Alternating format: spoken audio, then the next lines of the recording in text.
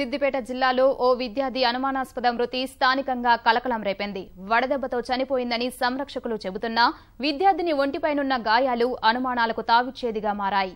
అక్కున చేర్చుకున్న వారే దారుణానికి ఒడిగట్టారంటూ స్థానికులు, బాధితురాలి బంధువులు ఆందోళనకు దిగారు.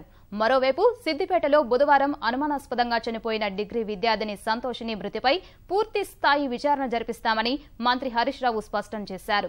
బాధ్యులు ఎంతటి వారైనా వదిలిపెట్టమని కలెక్టర్, పోలీస్ కమిషనర్ను ఆదేశించారు. భవిష్యత్తులో ఇలాంటి సంఘటనలు జరగకుండా తగిన చర్యలు తీసుకోవాలని అధికారులకు హరీష్ సూచించారు.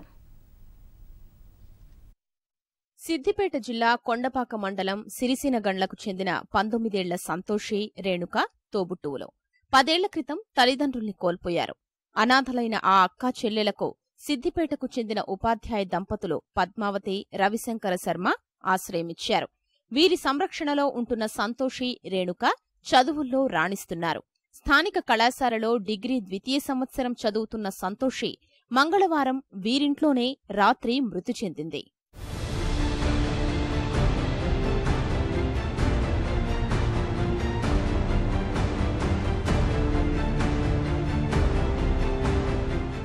ఉపాధ్యాయ దంపతులు సంతోషి మృతదేహాన్ని బంధువుల ఇంటి వద్ద వదిలేసి వెళ్లారు. యువతి ఒంటిపై తీవ్ర గాయాలు చూసిన బంధువులు మృతదేహాన్ని తిరిగి సిద్దిపేటకు తీసుకెళ్లారు.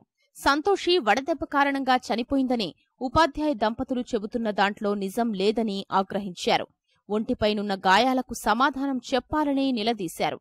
ఉపాధ్యాయ దంపతుల రెండో కుమారుడి వేధింపుల వల్లే సంతోషి ప్రాణాలు కోల్పోయిందని ఆరోపించారు. పద్మ మేడం వాళ్ళ ఇంట్లో పద్మ మేడం చదువుకున్నది.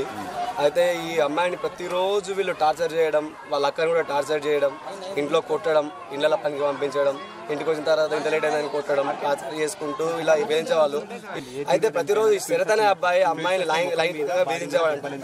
ఇలా వేధించుకుంటూ ఆ అమ్మాయి కాదు అంటే ఇప్పుడు ఆ మేడం కింద ఏం చేసిరో మరి రాత్రి మొత్తం మీద అన్ని విచ్చలవిడిగా చేసి లోపలంతా గీరి గిచ్చి కొరికి అంత పండుగలతోటి చనిపోయినాక వాళ్ళ అక్కకు ఫోన్ చేశారంట. హాస్టల్లో ఉంటుంది, పొన్నాల హాస్టల్లో. వాళ్ళ అక్కకు ఫోన్ చేసి ఇట్లా మీ చెల్లె బాగలేదు అని చెప్పి తోలుకొచ్చేసరికి చనిపోయింది ఈ అమ్మాయి. సంతోషి బంధువుల ఆందోళనకు స్థానికులు మద్దతు తెలిపారు. యువతి వడదెబ్బతో చనిపోలేదు అనేందుకు ఒంటిపైనున్న గాయాలే సాక్ష్యమని స్పష్టం చేశారు. పరిస్థితి ఉద్రిక్తంగా మారడంతో పోలీసులు జోక్యం చేసుకుని కేసు నమోదు చేశారు.